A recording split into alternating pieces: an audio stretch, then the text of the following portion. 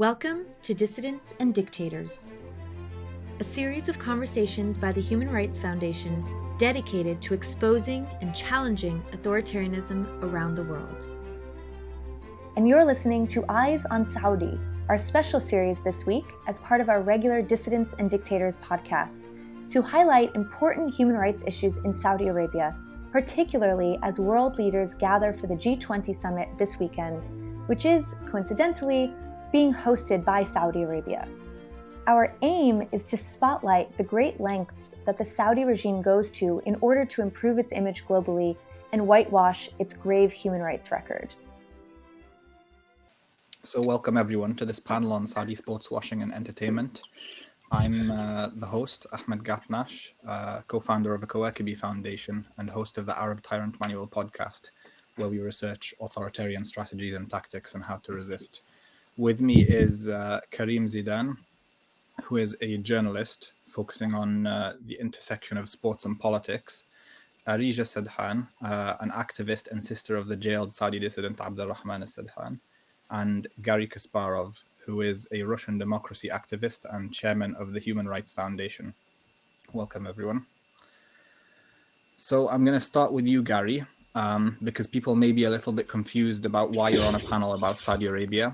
You're not a Saudi expert, but your expertise with this topic is long-standing, probably the longest of anyone here, because you've seen these tactics as they've been used over the last 2 decades across Putin's rise and consolidation in Russia.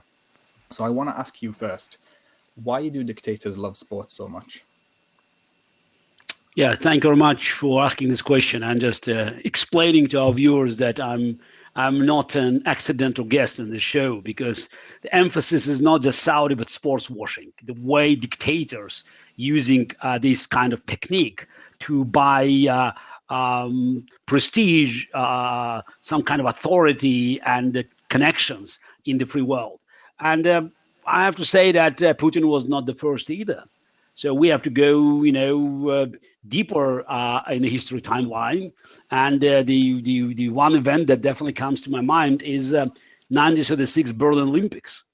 Hitler recognized the power of Olympic Games to cleanse his image, and it helped him to cover his first major aggressive war when, at the day of the opening of Olympic Games in Berlin, the German Legion Condor, infamous Legion, went to Spain just to start their history of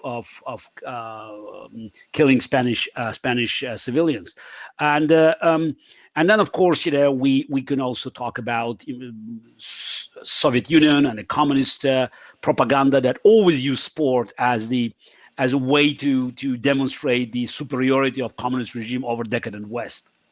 It was more than a sport competition. It was a fight between two systems, and the Soviet Union pretended that our athletes were amateurs, though they of course were professionals. So that there was a state support. But Vladimir Putin actually moved this concept, this technique to a new level. He started a brand new game, not simply using resources of the state to promote Olympics or sport victories of representative of our country, but he decided just to go into the lion's den, and instead of celebrating the victory of his teams over the teams from the United Kingdom, why not to buy these teams? And Roman Abramovich was first Russian oligarch who no doubt followed Putin's recommendations, advice, and full support, decided that that's the club Chelsea was a perfect target for acquisition, and that symbolizes the beginning of a new era when money from dictatorial countries has been used very effectively for buying very prestigious sports clubs, which created it's a very, very new situation that the free world didn't know how to handle, because it was not just buying Chelsea. It's all of a sudden the Chelsea fans, they viewed Abramovich as a savior, as the man who just supports their beloved club, and inevitably it helped Putin to push his agenda. And then we know that it was followed aggressively by Qatar, Emirates, but Saudi Arabia is the latest, and it's of course the most blatant attempt, because that was just the latest acquisition of Newcastle was a plan to cover one of the most heinous crimes committed by the regime by killing Jamal Khashoggi.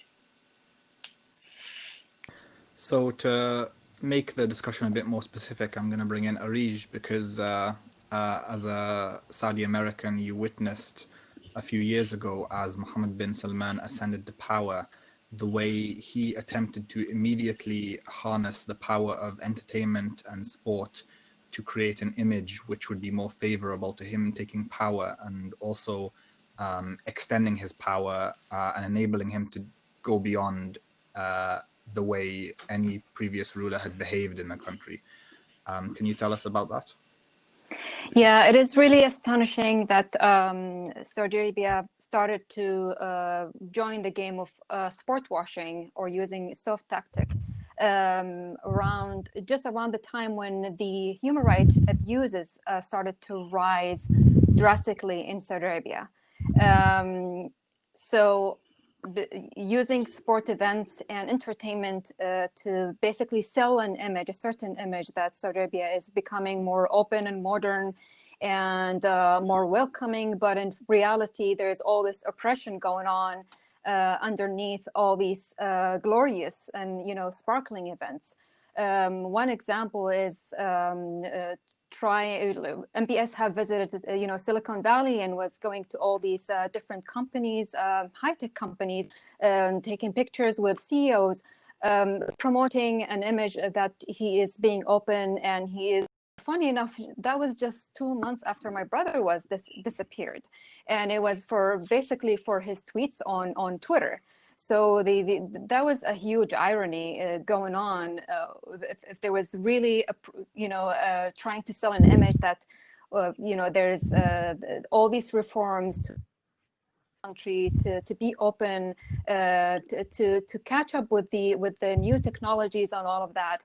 In reality, why all these things are happening at the same time, and why all this cover up, why people are being silenced, why the aggressiveness in terms of how to go after, whether it's critics or activists, any voices at all which are actually critical in any real reform. So it's really astonishing that these two things were happening at the same time, and that goes to the fact that it is actually using sports is an attempt to cover up for the real the human rights abuses, and to polish that image, but making real positive change for the country. And I must confess, watching MBS as he took power, and watching his infamous tour of the US, when he met with people across the spectrum, from politics, business leaders, CEOs, most people didn't notice the sports and entertainment industry figures. They were slightly less high profile than the congressmen and CEOs that he was meeting. But that was part of a long game that's only starting to bear fruit in the last couple of years. Karim, you've done a lot of investigations focusing on that. Can you tell us about some of the really big deals that have been surfacing involving Saudi Arabia and the worlds of sports and entertainment? Well, a lot of this began in around as part of Mohammed bin Salman's Vision 2030 expansion project to eliminate dependency on oil. One of the major and really pivotal sectors that he wanted to focus on was sports and entertainment. So he started small. One of the first events that I do recall happening was a motorcade event actually called the Race of Champions. But it's very shortly thereafter, in early 2017, they signed a 10-year deal with the WWE, which is the World Wrestling Entertainment, in order to host at least annual, if not biannual, events within the kingdom. And they wanted them to be these mega events that are family friendly and attended by by like wide range of people on the spectrum in Saudi Arabia, etc. Then they ended up hosting PGA golf tournaments from the European League, and then they transferred over to boxing afterwards. They held a fight by a British Muslim, well-known British Muslim boxer named Amir Khan. Then they hosted the biggest boxing match of 2019, which was the Anthony Joshua and Ruiz rematch, and since then, it's been nonstop. They continue to sign on new agreements. They continue to sort of attract all these major sports entities back. I mean, the Newcastle bid sure was a failed bid, but they've still been able to secure a large segment of boxing. For instance, it's very likely that the biggest boxing fight of 2021 will also take place in Saudi Arabia. And these are a boon for Saudi, which spent a lot of money to be able to reach this location. In 2018, Saudi actually hired a lobbying firm called the Churchill Ripley Group, which goes by an international consulting firm, basically, that specializes in growth. And using this lobbying firm, and along with Saudi Princess Rima bint Bandar Saud, they actually did an entire tour in the United States, specifically focused on lobbying sports organizations. We're talking Major League Soccer, we're talking the National Hockey League, thinking of a few other ones off the top of my head. They actually lobbied Madison Square Garden as well, Twitch, Kobe Bryant when he was alive, and even the World Surf League. They were interested in entering every single realm in sports. We've already discussed and mentioned like a few of the reasons why they'd be interested in doing this. Of course, one of them is a distraction from the human rights abuses. Another is really a marketing ploy to create this facade of progress in Saudi Arabia. So it's a very interesting, very detailed, methodical, and strategic approach that they've been doing, and they've managed to get a lot of big fish involved. So a facade of marketing, economic diversification, distraction from human rights abuses. Areej, you've been the victim of those things, the distraction and the marketing, particularly given that so much of it overlapped with your campaign for the release of your disappeared brother. Can you tell us, give us an insight into how it feels to be running these campaigns and at the same time be witnessing this happen? Of course, it's very disappointing and really saddening to see that all these human rights abuses happening. I mean, our case is one case, but in reality, there are many others who are actually suffering the same, if not even worse. In our case, my brother disappeared 2 years and a half. And during all of that time, he was allowed only 1 minute call after 23 months of disappearance. And he hasn't called again yet. We haven't seen him all of that time. No one from the family have seen him at all. And we've received, different reports of torture, mistreatment, threats of death, and so forth. Really horrific stuff. And that is just by itself, this is just one case. Can you imagine how many out there who are suffering similar situations? How many mothers and fathers are actually suffering from this? How many children are missing their father or mother? And how many brothers are just struggling day to day? Simply, if you just even show sympathy, if you're in Saudi Arabia and you show sympathy to your even, whatsoever, in terms of freedom of speech, not even showing how you feel. So the level of oppression is really increasing every day. It wasn't like that before. There was oppression. There was, there wasn't freedom of speech before MBS, but after MBS came to power, these things have escalated tremendously. The people cannot breathe anymore. So when you see all these events and the way they are advertised, showing that this is the new Saudi Arabia that is catching up with the new world and so forth, it is really frustrating, and it's really it hurts us as families, and also for those who are unjustly tortured, detained, and imprisoned indefinitely without any even real accusations. So it is really disturbing, to be honest. Even if we were in the families of if I was someone else who was not going through that and I would hear of it, I would really be disgusted, because how is this happening? How is countries promoting to be open and to be modern, and all of that madness going on underneath? So it is really, I don't know if there is one word that can describe how I feel, but seriously, it is too much. And it often feels like there's a direct relationship between the amount of attention and positive PR they're getting and the amount of repression that they can carry out at home. I recall vividly after Mohammed bin Salman's tour of the US, when he met so many high-profile figures, it was not very long after he returned home that he carried out his most sweeping crackdown yet, the one in which he arrested funny enough, during that visit, when MBS toured different offices in Silicon Valley and around the US, I was actually sitting at one of the major offices in Silicon Valley with the Saudi flag behind me, because I'm trying to promote for the same reason, the same thing, which is to allow young generations to have tools to be open and connected. And at that time, I was actually suffering because my brother was disappeared 2 months ago. That was only 2 months after my brother's disappearance.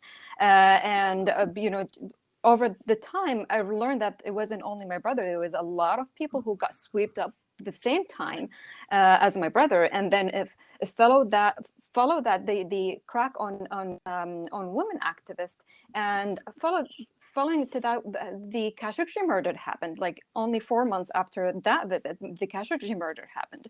So it is really ironic that the image that they were trying to sell, meeting with all these CEOs and celebrities, but in reality, there's all this aggressiveness going on inside the country, all this crackdown in an aggressive way. It's not even like you could feel, rather than trying to help people to enjoy reform, really see a positive change in their lives that can protect their dignity and freedoms and allow them to have a prosperous life.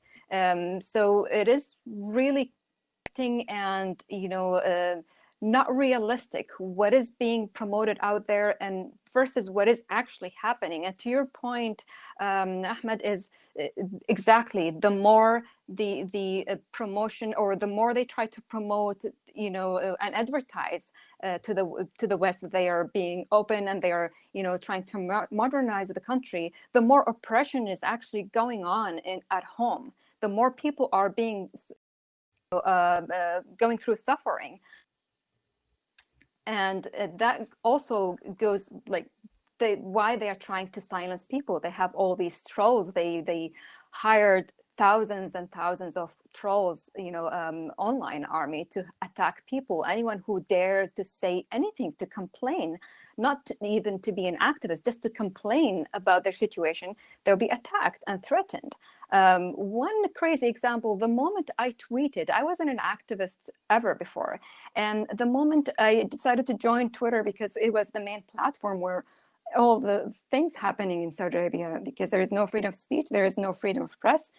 People gather news and to share what is actually happening in the kingdom. So I joined Twitter to understand what is exactly going on. The moment I decided to tweet about my brother, I got this crazy attack and crazy threats and private messages and in response to my simply saying, "Where is my brother?" So it just shows you the level of how much they're desperate to sell an image that is not even true, which is really frustrating. We're at the stage where Mohammed bin Salman is making these deals for vast sums of money, and he's pulling in entertainment companies, sports companies, football clubs, musicians from around the world, and getting to the stage where he's even starting to buy stakes in them, attempted to buy a football club. His first attempt wasn't successful. Maybe there'll be another one.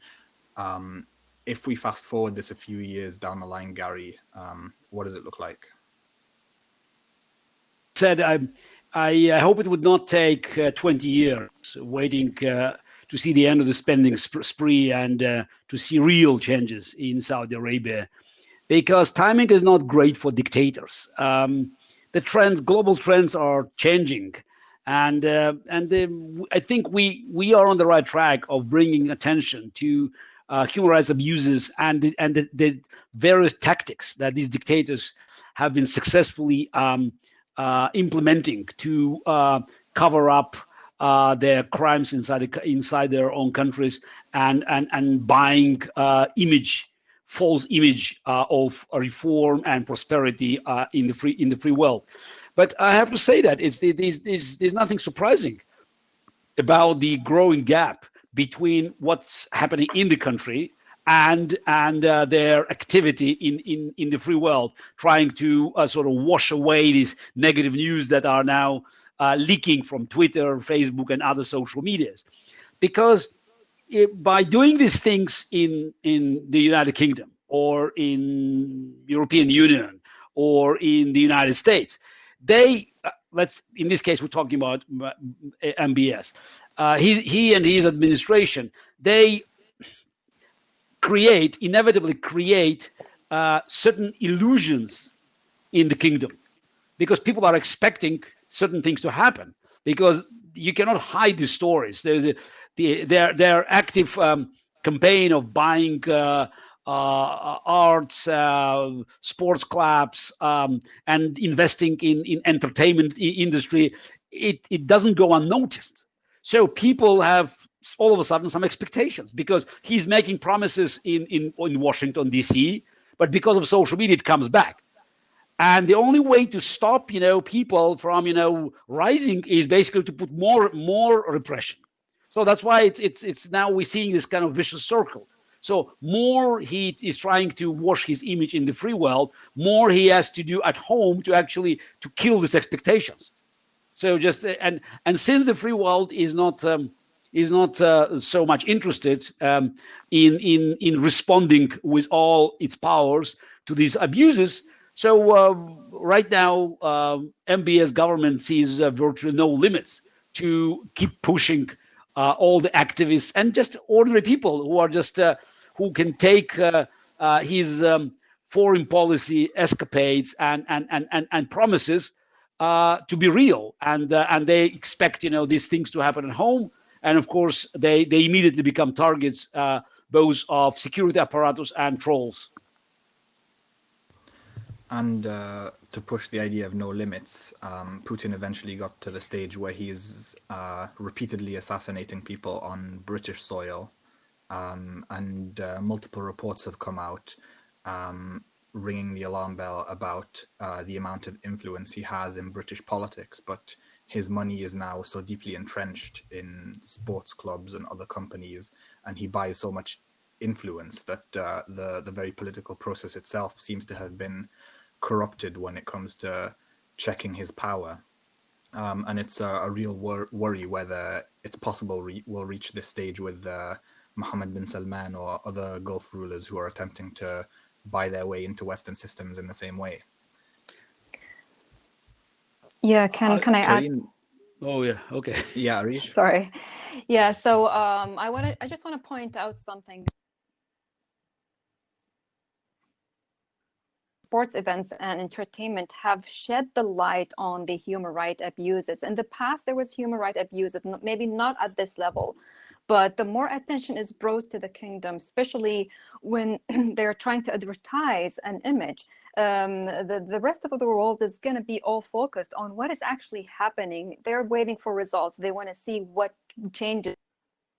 So that shed the light actually more on the human rights abuses, the different issues going on, including these, for example, the kafala system, the workers, the abuse of foreign workers, and the women's rights and so forth. So it actually brought attention to all these different human rights abuses that probably people weren't really paying attention before, and it also pushed for even the more there is oppression, the more there is resistance. So it's not always, oppression doesn't always give positive results, because even if I stay silent, someone else is gonna scream.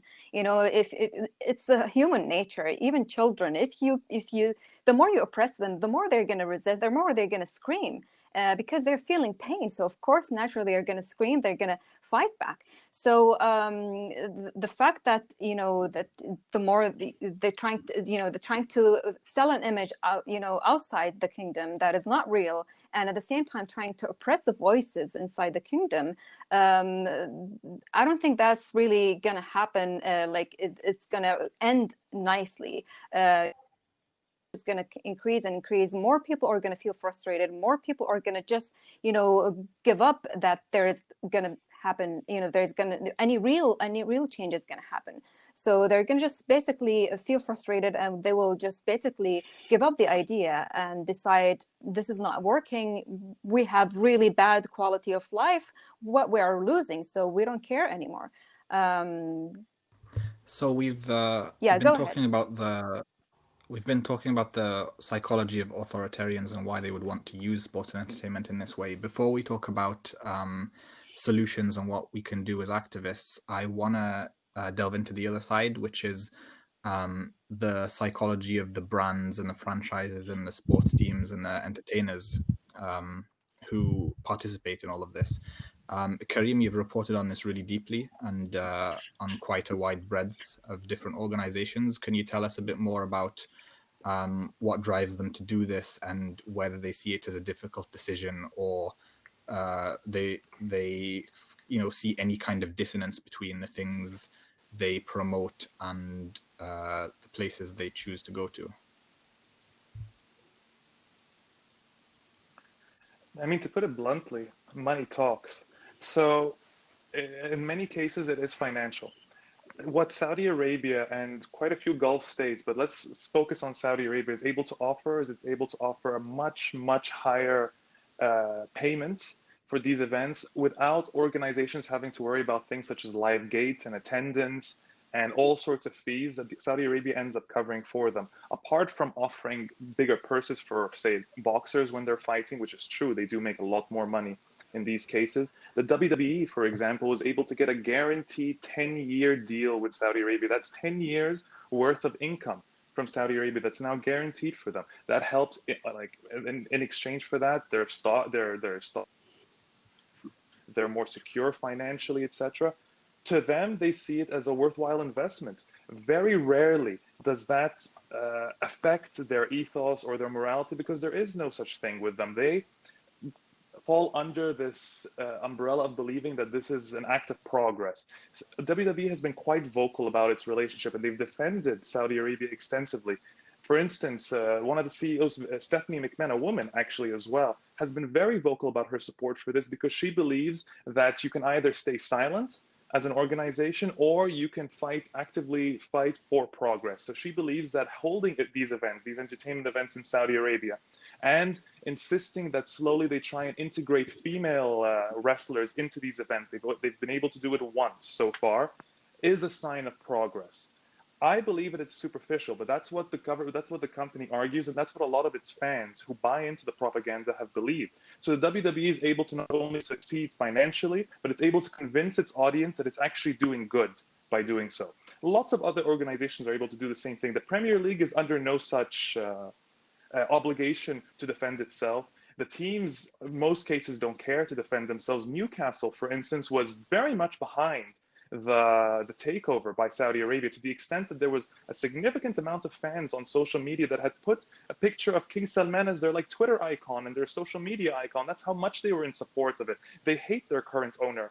I forget his name, to be honest, but they hate the current owner that's there right now. They've seen what a cash injection from Gulf states has done to a place like Manchester City, a club like Manchester City, which ended up winning the Premier League. They want the same thing for themselves. So they're able to willfully ignore the concerns that come up and all the issues that rise with human rights, etc. But at the same time, just as Areej mentioned, sports washing is a double-edged sword. At the end of the day, it's a fantastic tactic for either sports diplomacy, a distraction tactic for when it comes to human rights abuses, but it is also an opportunity to raise awareness and for people to become educated on a topic they would never have thought about before. The vast majority of Newcastle fans, or let's say a portion of Newcastle fans, would never have cared to even research or to learn about Saudi Arabia. And I bet you for every 5 or 6 that buy into the propaganda or choose to ignore it because they don't see why it will affect them. A handful of others will feel very unsettled and very uncomfortable, and now you have a few more people who are aware of human rights concerns. Slowly, that sort of resistance continues to build, and in the most optimistic sense, we hope that this can be truly an obstacle to Saudi Arabia interfering in the sports world as much as it has right now.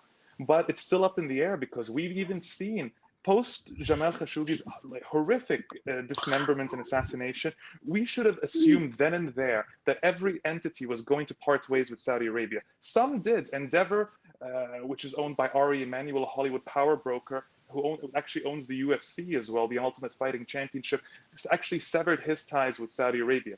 One of the few decent moves that Endeavor has ever done.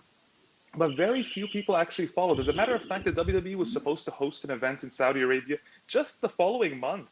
And they went ahead with it, despite both Republican and Democratic congressmen saying, no, this is a horrific idea, do not do it. They did not care, they went, and what they did while they were there was actually propaganda as well. They promoted Jeddah, they promoted Riyadh, they promoted this country of progress, and they made no mention of Jamal Khashoggi. So again, it is a double-edged sword. There are advantages, but there's a significant amount of disadvantages that come from this as well. Let me say, this is not, the double-edged proposition. It's a greatest fallacy. In history, we cannot find a simple single story when the appeasement and this kind of engagement, liberalization of trade ever helped to liberalize dictatorship. To the contrary, it emboldened them to continue their aggression if they had, aggressive foreign policy. And of course, it never stopped them from power abuses inside their respective countries. So it's going back to Nazi Germany, to the Soviet Union, to all the dictators, and now looking at Putin or at Chinese Communist Party or Saudi dictatorship. So it's time and again we see the same story. Following the money, these sport organizations, they try to come up with an excuse. They try to come up with a story, and their famous excuse: "Oh, we're there to help the progress."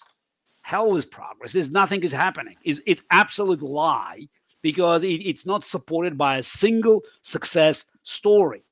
And what bothers me that these organizations like NBA, for instance, in America, that are so aggressive now in pursuing racial justice in the United States, and their massive campaigns to force corporations to actually invest in these noble causes. And at the same time, they see nothing wrong receiving tons of money from China. So that's involvement in these campaigns for racial justice in the US, when they previously turned a completely blind eye, and when American football, for example, ostracized players who got involved in those campaigns, shows that change is possible. Absolutely. It just requires absolutely. That's what I'm saying exactly, Ahmed. Sorry for interrupting you, but that's exactly the point I wanted to make. So it's money talks. But we just have to make people aware about human rights abuses elsewhere, because at the end of the day, we should stop using double standards. People in Saudi Arabia, in Russia, in China, they are entitled to the same rights as people in America, or the United Kingdom, or in the European Union.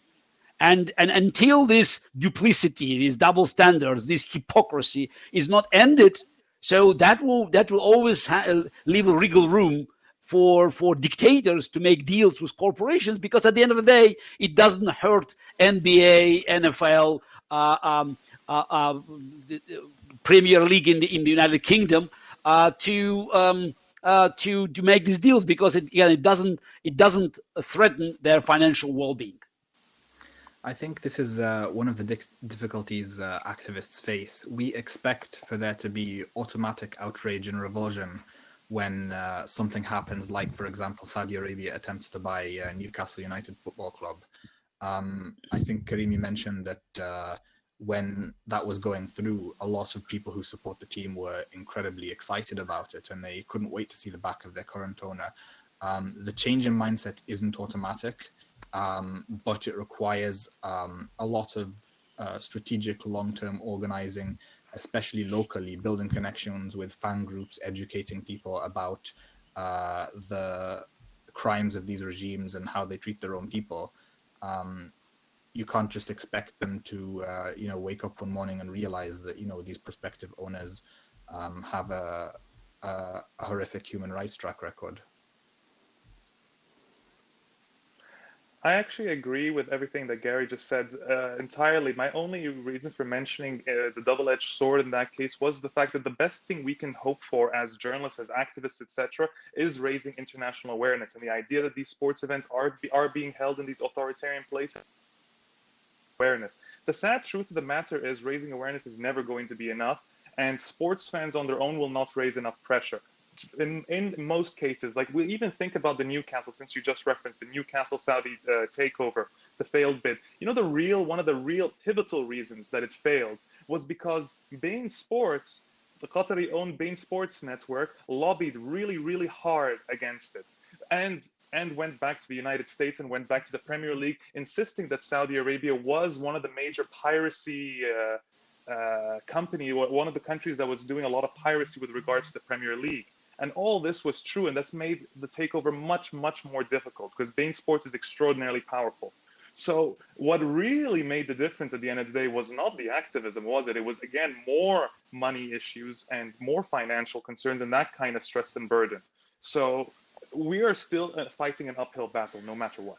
So on the topic I want to add one comment about the double-edged sword. You mentioned, Karim, that the supporters of they hated their current owner. They wanted a new owner and all of that.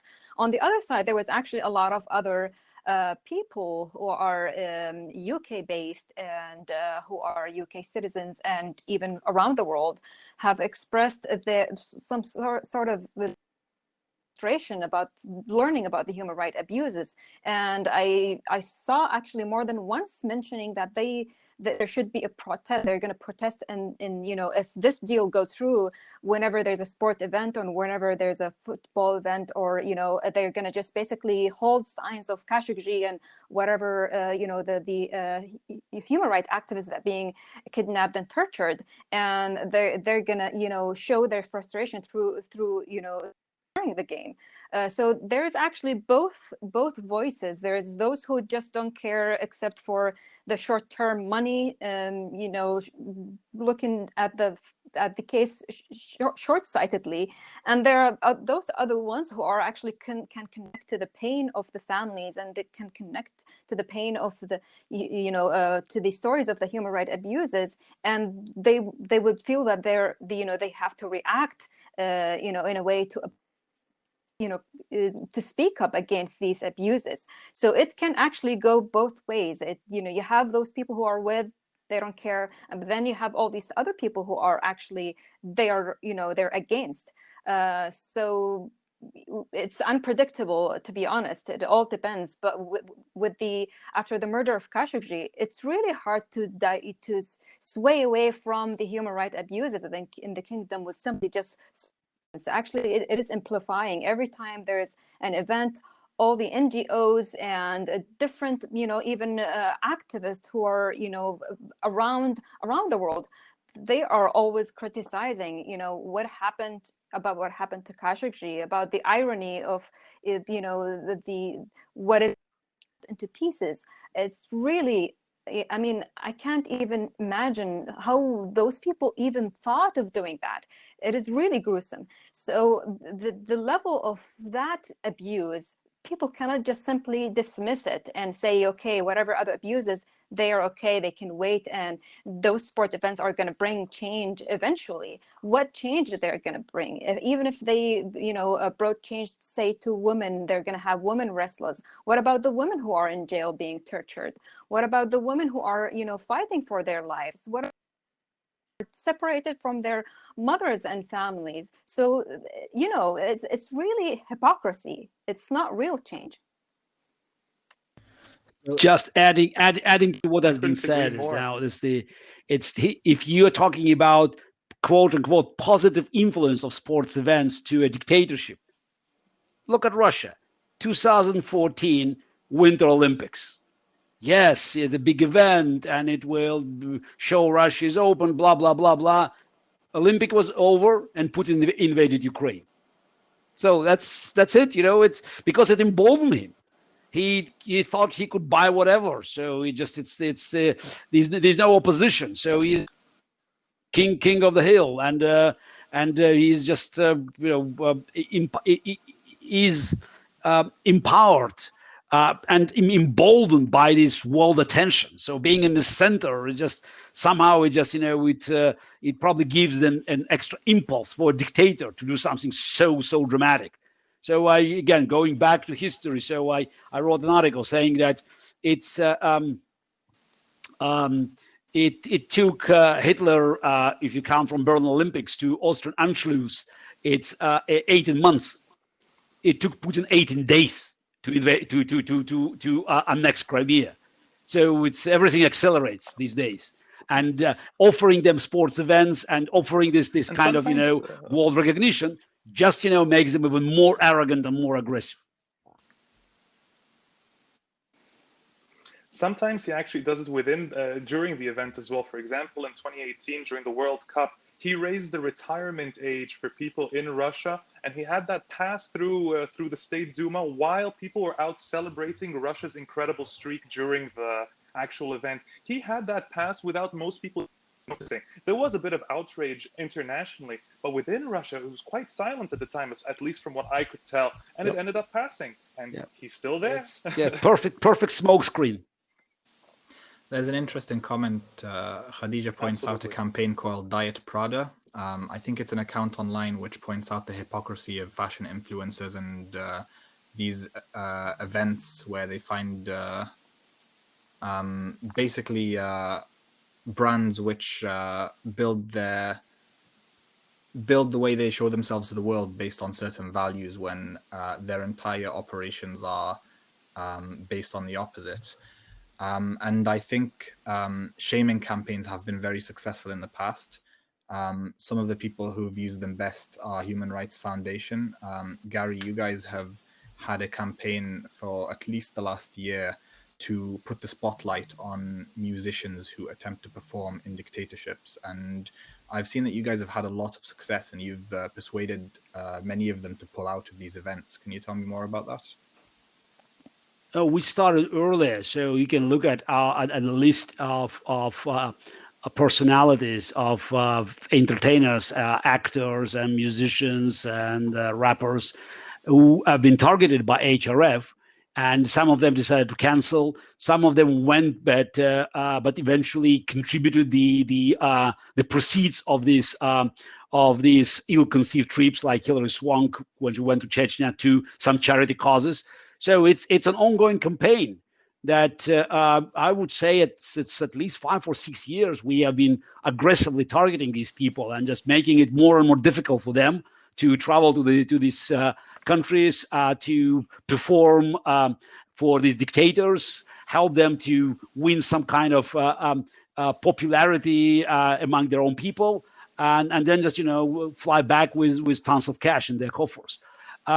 Actually, one of the latest successes was to stop, a trip of American rapper to Belarus to support Belarusian dictator Lukashenko before his fake elections. So, and the campaign actually worked. It seems that it's all about, at the end of the day, it's all probably about money. As Karim talked about, one money interest beating another money interest in Newcastle case. It's for these performers.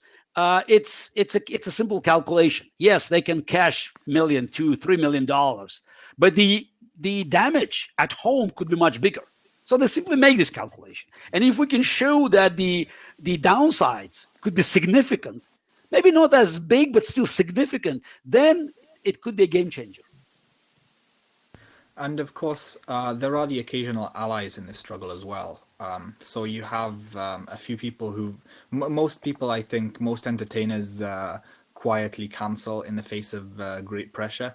But if you actually do the right thing and they make a statement talking about, for example, I think it was Nicki Minaj who in the end made a statement in support of LGBT rights in Saudi Arabia when she cancelled her performance. There have been some sportsmen who've been very outspoken without having to be forced to. For example, Enes Kanter, the basketball star, who's been very outspoken on the topic of democracy and human rights. But unfortunately, many of these people tend to be in an economic straitjacket. Karim, can you tell me whether there's any more figures like this in sports and how you see the prospects of building these kinds of alliances? I know that there was definitely a few, just to use the example of the WWE, which I still think is the biggest really sports entertainment entity that signed a deal recently with Saudi Arabia, apart from the one-off boxing events they've held. There were a few wrestlers who have insisted that they're not going. One of them is a Syrian-Canadian wrestler named Sami Zayn, and he refused, flat out refused to go to Saudi Arabia. As a matter of fact, he also wasn't welcome because he was so outspoken about it. And there's a handful of other wrestlers that chose that with their power, they're not going to go. The problem is that when we're talking about sports stars, it really depends on the organization, because in some organization, if they don't have an association, if they don't have a union, they can't bargain for these sort of things. They have very limited, they're themselves in an economic straitjacket, to use that term again. But because if, say, they don't go or they don't follow orders and go to whatever they're supposed to be doing or hold this event there, they could get fired, it could cost them financially, etc. That applies to the WWE, where they're independent contractors. They have no union or association that actually gives them this voice to argue with the WWE's completely unanimous decision that they're going to have a deal with Saudi Arabia. This applies as well to combat sports and of all kinds. It applies to UFC, it applies to boxing. They don't have associations to bargain with. They don't have a voice, a united voice, a unified voice at all. So they're stuck doing what the organization wants to do. It's very, very different when we're talking about the NFL, the NHL, the NBA, etc., that all have their own associations. Even tennis has the same thing. So that's the exact reason why someone like Enes Kanter can be so outspoken while at the same time being such a high-profile figure in the NBA. Nobody can stop him. That's the truth of the matter. Unfortunately, you do face backlash and pressure from someone like, you have a Colin Kaepernick, who was the first to kneel during his time in the NFL as a quarterback and was basically shunned by the organization. No team wanted to pick him up afterwards. Despite the union, despite that he couldn't be sued or silenced that way, they still pressured him out of the way. And he continued to use his voice despite not being able to play now. Now the NFL says it's all Black Lives Matter. But where were they a few years ago when Colin Kaepernick was saying the exact same thing? So, again, sports stars sometimes are able to use that voice and use it very effectively. Enes Kanter and Colin Kaepernick come to mind immediately. Then there are other ones that even if they do want to use it, they're unable to do so specifically because of the limitations that they have as athletes. Someone mentioned the Paris-Dakar rally in Saudi Arabia, and our friend Janice Vakadaza noted that they went to Bolivia as well, and they successfully boycotted it. It seems like the Dakar rally have a real affinity to dictatorships. But Areej, have you ever come across any of these celebrity figures in the course of your campaigning, whether musicians or athletes, and how do they react when they talk to somebody who's directly affected, and how do they react when the facts of the matter are so I actually communicate and come across one of the celebrities, an athlete, and they basically they were already there. You know, it's too late to boycott or too late to say anything, but all they could share is just share their sympathy and share their, just that they are, supportive, but they cannot do anything. So that's another challenge. That goes back to what Karim just mentioned. Some of them are just, that whatever company is hiring them, they are, they just follow the guidelines and they can't really, go against it. There are those ones who are actually brave and in fact, those ones, who take a stand get more publicity, and on the long run, they are, getting more attention from the media. from the media because of her reaction, stating clearly that she is not happy with the human rights abuses. So there are those ones who would just go for the short-term gain and, okay, we're going to get a lot of money, we'll just go with the deal. But then currently there's a lot of backlash from the media. The media is all focused right now on human rights abuses. So even those celebrities are at risk of, their reputation and, the attention that they are going to get from the media, because media is really crucial and critical for famous figures. What is being said in the media is really important to them. So in terms of contact, I got in contact with a couple, and their reaction was really a lot of empathy and support, indirect support, because what they can do in actual life versus what connecting with real people and feeling their pain is completely different. And I guess there isn't yet much history of people trying to directly engage these sport figures on a mass scale and get them to care about these causes, but I feel like that's still to come in this era where they're all on social media, they're all engaging with their fans directly and beginning to get more used to talking about the things they care about, rather than the old kind of athlete stereotype of just shut up and look pretty and kick the ball. Yeah, and I think it also has an effect. If it didn't have an effect right now, it does have an effect on future events, because now they understand that there's human faces behind it. There are people who are suffering, and will actually make them more careful about future events, and also speak to other people who are in the organization that they are part of, which hopefully will push for a better response in the future to in terms of raising awareness, number one. And this is the most important thing, because a lot of these companies probably, they don't even know where, what is Saudi Arabia. It's, to them, it's a place that is new.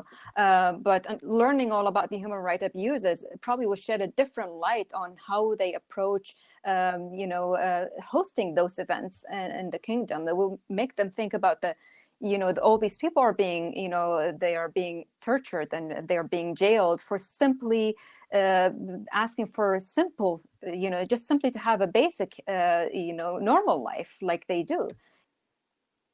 Another really interesting comment from Khadija is that most of these big companies do a social media report after major events to analyze the sentiment it created. They have a very keen eye for their brand and how it's affected by everything that they do, which it just underlines the opportunity that there is for activists who can make enough noise around these events and persuade enough people to take the consequences seriously. But as I said already, so the most important market for these corporations is still the United States.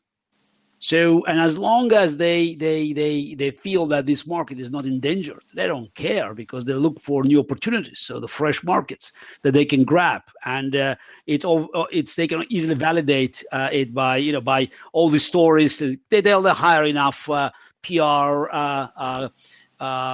support to explain why they're doing this, just as a noble attempt to open up the country, to liberalize, to help people, all this nonsense. But the moment their prime market, domestic market, is in danger, they will sing a very different song. So the question is, where is the Me Too movement? Where is the LGBTQ community? So the moment these voices in the United States will start pointing out at these horrendous abuses in Saudi Arabia, things can change. Because there's no market in the world can compensate for potential damages in the United States, and we already saw, what's happening with Black Lives Matter, with the movement for racial justice. They changed instantly, almost overnight. Now they're all aware about the problems, and they're willing to invest considerable amount of money to change their image in America. Now all we have to do is connect these things. The moment these things are connected, the moment the genocide of Uyghurs, the moment of prosecution of gay people in Saudi Arabia or in just name country, the moment of power abuses against women in some of the countries in Middle East or Central Asia, the moment these things are connected to American respective movements, that will be the change of the game, and it will turn the table. The power of the consumer. So, Karim, I want to ask you about another angle entirely, which is we all acknowledge that there's a massive amount of self-interest in this industry, but there's an argument that participating in these deals actually harms the sports themselves. And can you tell us a little bit about, from your investigations, the way that you've seen this come about?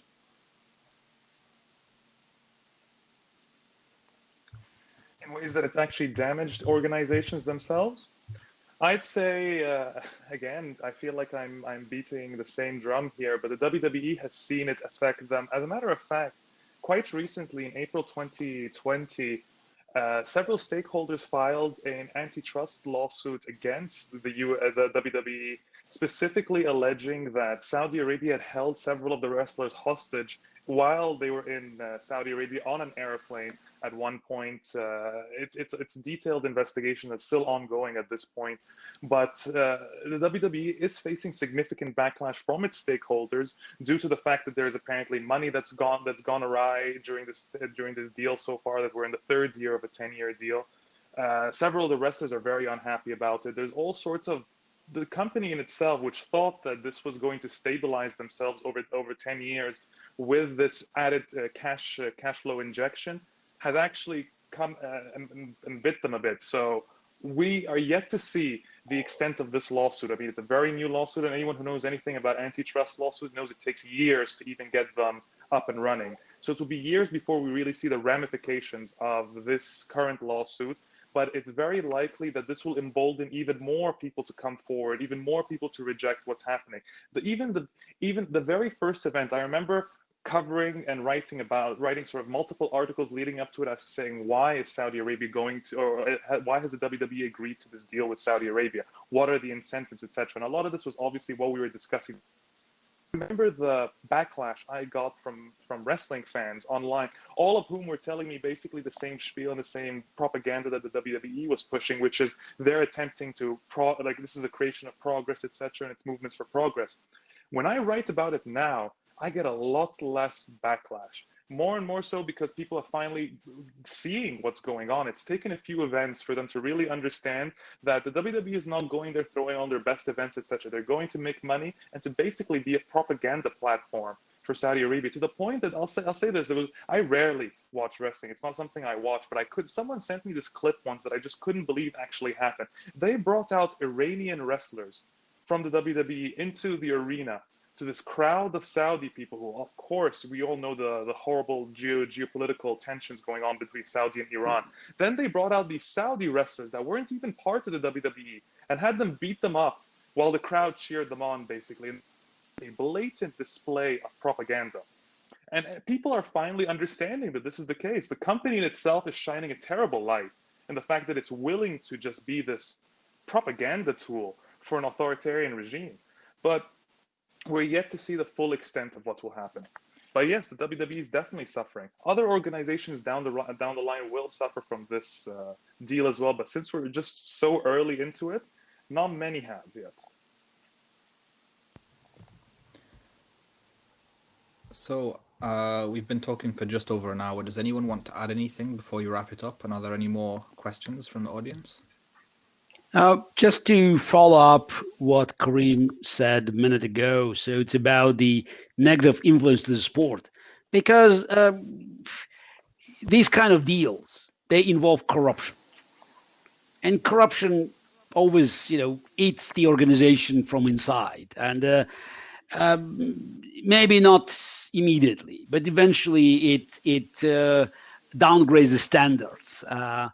first financial standards, and then of course integrity of the organization, and it just it turns sport in a propaganda machine, and whether we like it or not, it's all these clubs, all these sports events, they become pawns in the game that has no rules. This is not a game of chess. This is the game where the rules being dictated by the interest of the respective dictators. And that's why we hear stories about corruption from IOC, from FIFA, because these organizations, they used to deal with dictators. And the fact is that they always welcome dictators, because dictators offered money with very little, conditions, if any conditions. And of course, dictators could pay more, because unlike free countries, the budget comes from propaganda. So it's not just, the budget to invest in receiving profits.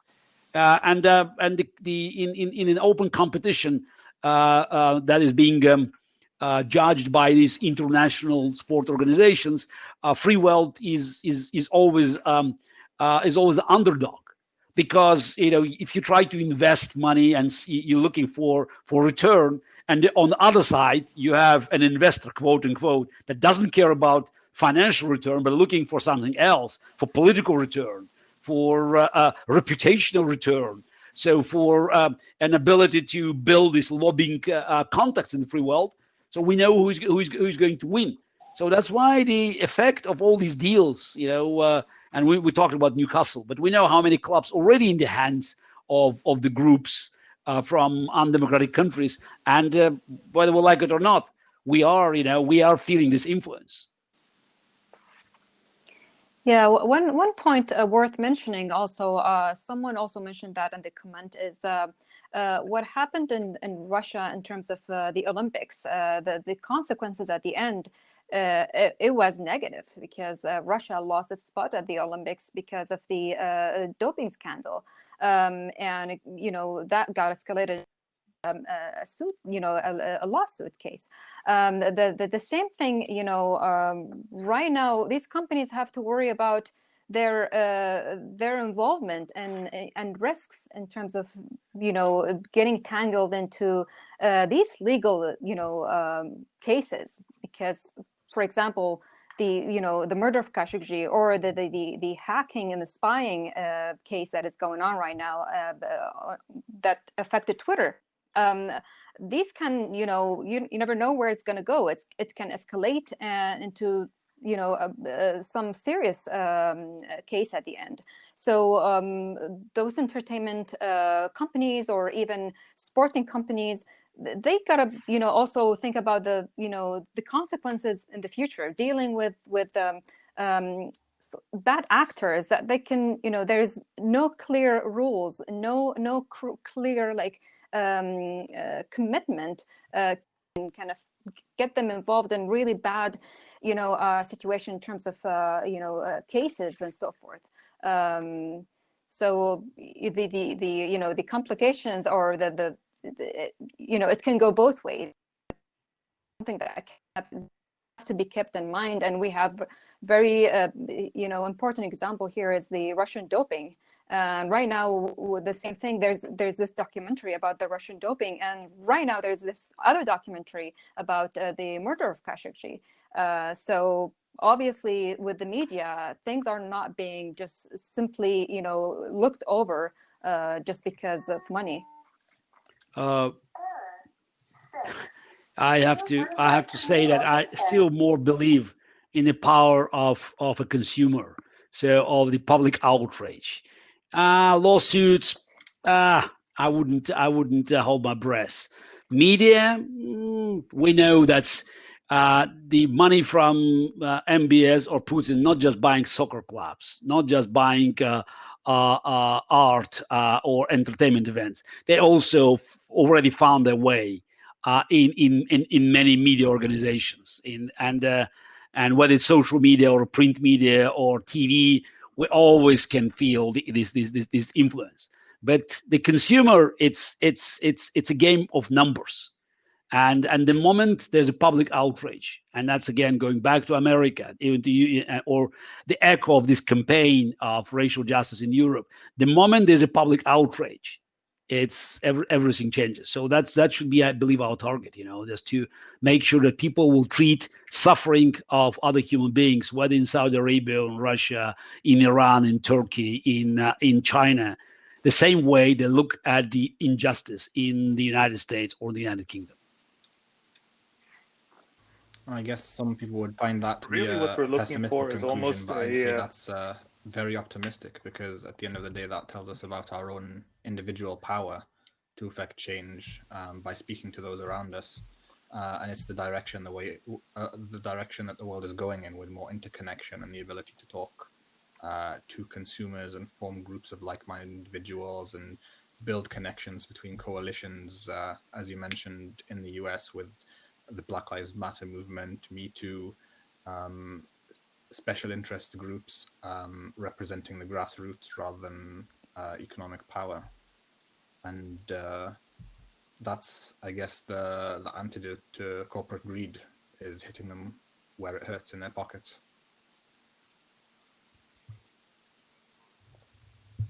Karim, were you going to say something? I was going to just add on to that, saying, really, if they being authoritarian regimes are using these multi-pronged tactics for propaganda, or to push propaganda, or their whatever policies they're looking to push, we ought to be using multiple tactics as well. So really, as Gary said, it's really public outrage is key. I think human rights organizations raising awareness and passing these shaming campaigns is also key. Mainstream media, whenever we can have them on our side. An outlet, for instance, like The Guardian writing about the Newcastle takeover was key, because given their platform, given their reach, that was key to actually raising that awareness and passing, and that transfer of knowledge and information is required. That's where you require the media. And so when you have all that combined, plus sports fans are not as apathetic as they usually can be, that's really when you have this amazing sort of potential. And that's what we need to fight with. It's multi-pronged on our end as well. One side will very rarely win on its own unless it's a significantly powerful campaign, unless you really are doing something that was able to hit on the financial pressure points that these organizations have. But even Black Lives Matter required support from multiple ends. So that's really the best we can hope for, is that we can unite against a united force as well.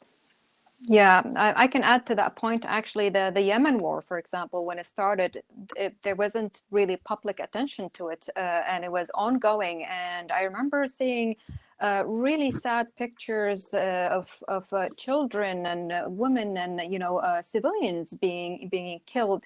And I was wondering, how come the human rights organizations are okay with that?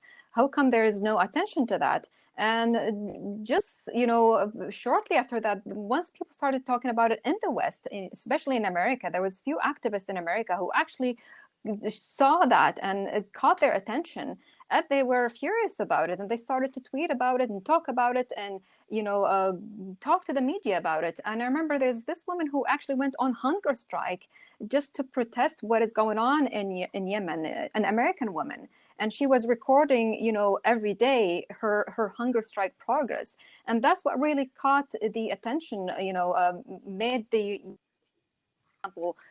caught the public attention, and the world, human organizations started talking about it, and people started to talk, to be more aware about it. And there's all these journalists who started to share pictures of what is going on. So that goes to the point that Gary was mentioning earlier, that the pressure, especially from the US, is very critical, and from the people, and not just the US. I would say even around the world, the more people are aware of what is going on, and speaking up definitely would help.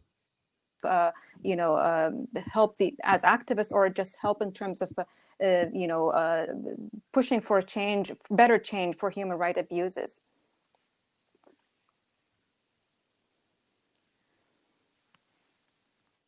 So I think we'll call it a day there.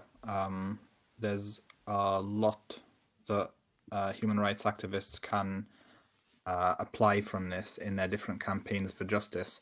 One more question: how can people support your work, Areej and Karim? First of all, thank you for asking that question. It really means a lot to us. One way is to educate people about the abuses. One way you can support police, mention the activists or the people who are in prison, talk about them. I, for example, try as much as possible to tweet about my brother, Free Sadhan, and talk about Abdulrahman Sadhan, his case, and the disappearance. There are other activists out there. You can check the human rights organizations, one of which is Al-Qasd for human rights. They have a list of all different activists who are, or just people who are being present for all different reasons, including activists. Follow us on Twitter. Retweet, speak up about those issues, about the Saudi, heroes or the activists who are being imprisoned. Ask for them to be released, and question those entertainment businesses who are, or sport businesses who are, trying to host events in Saudi Arabia. One way is to push for changes, to always question human rights abuses, and mentioning people by name sometimes helps because it puts a face to the issue, face to the challenge. What about this person? Why is he disappeared for 2.5 years? Why he cannot contact his family? By the way, he's a human rights aid worker. He's an employee of the Red Crescent, which is part of the Red Cross. So that just poses another challenge to humanitarian companies around the world. The women rights activists is they are being tortured and harassed, sexually harassed, and just mentioning names and mentioning their cases can help a lot in terms of highlighting those issues and pushing for hopefully a positive change to improve human rights situation in Saudi Arabia. And Karim, the same question was asked of you. Areej really said it perfectly. So there's only a few things I can add from there. And really just expanding on her points, which is always challenge propaganda when you see it. Do not join the ranks of the willfully ignorant. Be aware, read articles, read everything, read the information that's required of you. Do not be apathetic. Do not be like those sports fans that are allowing, and just people in general that are allowing this to happen right now. Fight against it because that's the only option we have at this point. And other than that, yes, supporting our work would be wonderful because that helps us continue to do what we do, which at the end of the day is raising more awareness. So as long as we have that support system behind us, we'll continue to be able to do what we do. Just one final suggestion.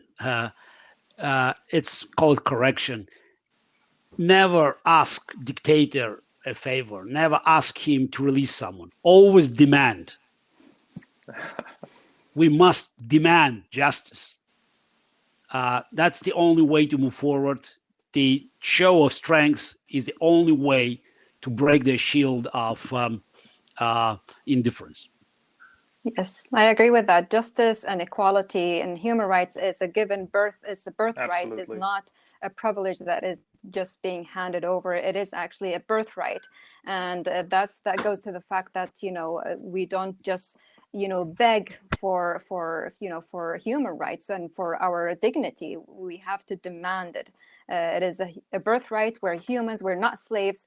So definitely, like you mentioned, Gary, we demand justice. We don't just we ask just simply for justice. We demand justice. It is our birthright. Yep. Good. Thanks very much. It's been an extremely enlightening conversation. Silence kills people. All the best. Thank you very much. Thank you, guys. Thank you.